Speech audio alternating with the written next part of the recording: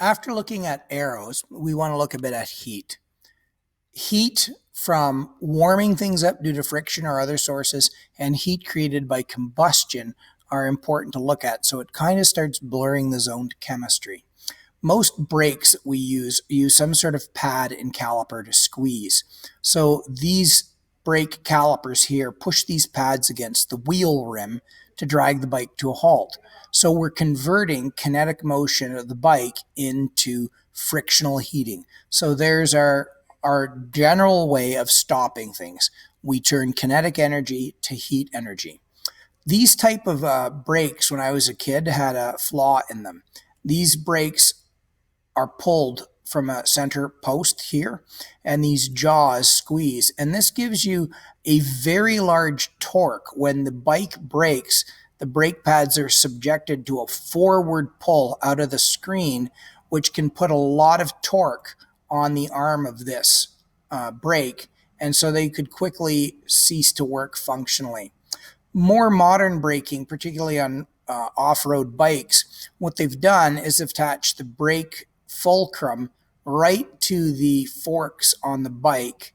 And if you notice, the arm that's holding the pad is pretty much located in the central part. So when this cable pulls and it rotates the part, there's way less torque. When this pad tries to pull forward towards the front of the screen, the torque from the axle point to here is absolutely minimal. There's almost no torque on the arm at all. Motorcycles and cars use just simply a larger version of this. You have a large disc now, not the wheel itself, and a piston or two in here is squeezing just like brake pads on the bicycle. Some bicycles are now adopting disc brakes. You actually take a disc that's mounted close into the axis of the tire here, and then a piston mounted set of calipers is put here. They can ride much tighter because this piece of steel in this circle is a beautiful, nice flat piece. Bicycles, unless all the spokes are adjusted, the wheels can get a lot of little wobble to them, causing the brake pads to rub. This one here gives you much better clearance, and it's torque free. When you hit the brakes and there's a forward force on the brake mechanism, it's attached here. And so it tries to get pulled free of the fork, but it's not twisted free. And that's what we want to avoid.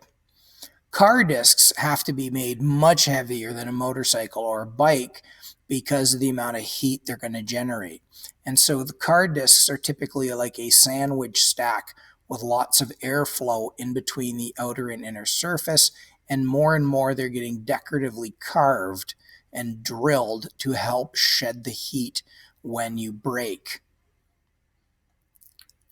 Here's an example of a set that's been heavily machined to maximize the surface area and airflow to allow the heat dissipation. And they become almost like artwork. One Australian company called Kangaroo Paw, in between, instead of having radial cooling fins in there, they've put them in the shape of a kangaroo paw, saying that they are increasing the exposed surface area to cause the heat shedding to work better. The heat shedding is really important. You don't want the rotors overheating. If you carry out my little experiment here, you will have burned fingers, so you're forewarned. Next time your car pulls into your driveway, get out and stick your fingers through the wheel of the car and touch that brake rotor. It'll be painfully hot. These rotors can get to enormous temperature, and you see the bluing of the steel. That's a sign of burning. In this case, the rotor may be warped, or there's something wrong with the piston because we're getting intermittent contact here. There's a bunch of reasons that occur, but the metal's being damaged. On this one, while the brake has scoured the metal and kept it clean, this blue and then this golden color here, there could be other causes, but generally that's a sign of heat damage. This can cause this brake platter to warp, because it will expand at a different rate out here versus here, And if it starts to warp like a Pringles potato chip, it is rendered useless. You can't fix that. The calipers here span a good portion of the wheel. Now, if we look, the calipers can reach in as deep as they can till they reach the hub. They used to be asbestos, but now we have to use other materials, similar to ceramics and other things, to shed the heat, and they're not as good. The calipers cannot reach to the center. They can only cover this part of the rotor. Now, the calipers here are covering a very large sector of the disc.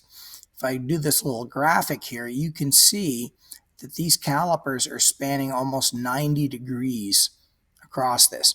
You take a look at the calipers on the bicycle wheel, they're probably only 2 or 3 degrees.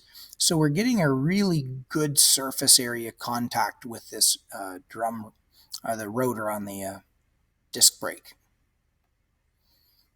Currently, the biggest rotor and brake in existence is on the Lamborghini Urus. The rotor is 400 millimeters across. Okay, that's a lot. My van has 19-inch tires.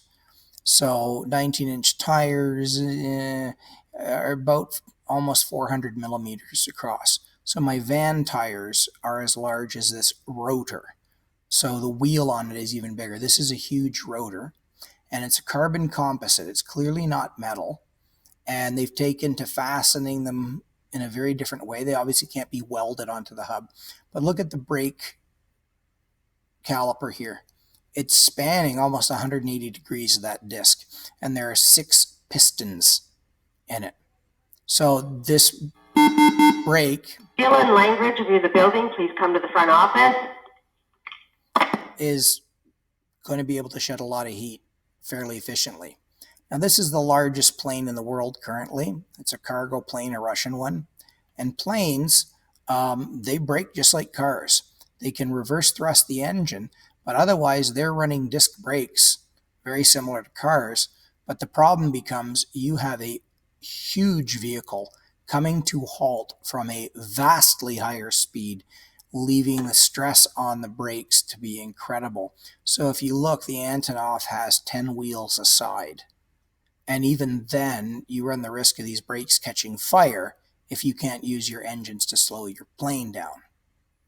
We're going to take a look at an actual case of a real brake rotor and see what we get in terms of a calculation as to how hot these things could actually become when they are in use.